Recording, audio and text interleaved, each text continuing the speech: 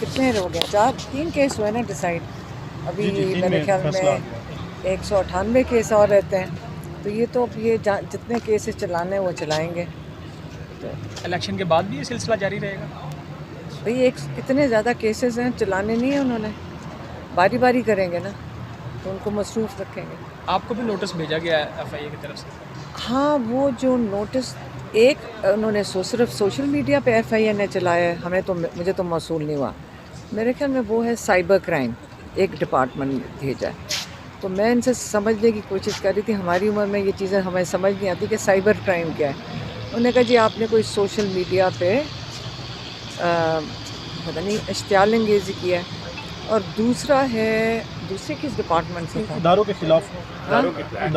इदारों के खिलाफ नहीं, इश्तियाल अंगेज़ तकारीर। जब वो हमें प्रूफ दिखा देंगे, उनका ख्याल है कौन सी बात इश्तियाल अंगेज़ है। अगर इस तरह लोगों को नोटिस भेजने लग जाएं तो इन नोटिस का भी मजाक ही बन जाएगा ना।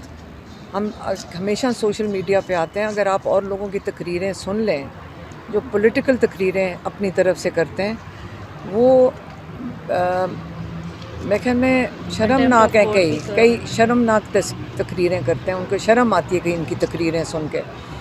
उनको वो चीज़ें तो बुरी नहीं लगती, लेकिन अगर आप घर से निकल कर हम अपने भाई का दिफा कर रहे हैं और अगर ये भी जुर्म है तो ठीक है, फिर हमें भी इस जुर्म में जेल में डाल दें।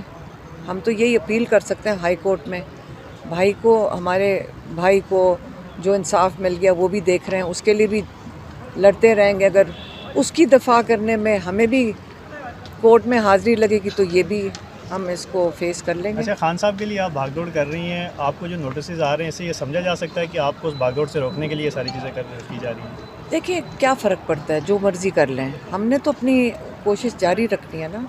उनके लिए भी ये नोटिस दे देंगे, समझ उनको भी शायद नहीं आई, ना मुझे आई है, हम दोनों को ही नहीं समझ आई, ना इदारे को पता है क्यों भेजा है, ना हमें समझ है क्यों मिला है। अभी तो मुझे उसकी ट्रांसलेशन खुद नहीं करनी आ रही, वो क्या मेरी ट्रांसलेशन करेंगे? हमारे सीनियर ने कहा था ना, नोटिस मिलिया तो कख ना हिलिया।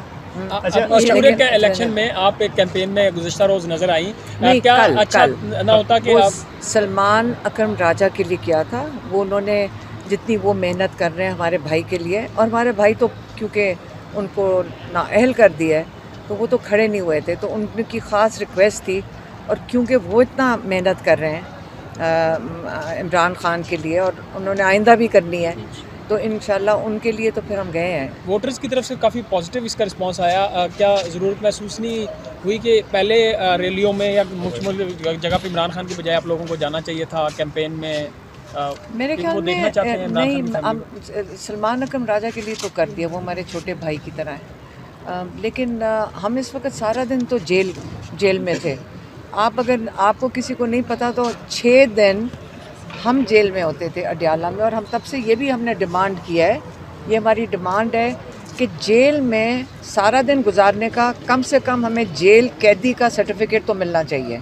अगर इतना टाइम हमने वहाँ गुजारा है तो सर्टिफिकेट के बगैर तो ज़्यादती है हमारे साथ भी। अच्छा, खान साहब का जो हम एक 5 हफ्ते तो गुजार चुके हैं ना जेल में।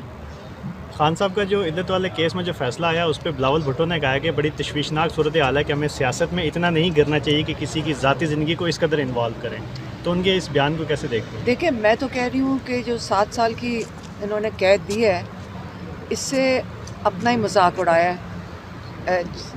आप खुद ही अपना एक इतना बड़ा मजाक बना दिया इस चीज़ का कि हमें भी शर्म आ रही है, और जो करने वाले हैं जिन्होंने ये किया फैसला उनको भी शर्म। बिलावल साहब के इस बयान पे कोई रद्द-ए-अमल देना चाहिए? मैं देखिए, पॉलिटिकल क्या वो सियासत के लिए तो ये सारी बातें करते हैं। मैं आपको पता, हम सियासी बातें नहीं करते, हम तो वो बात करते हैं जो केसेस से रिलेटेड होगी और जो इमरान खान का पैगाम होगा, बस उधर तक।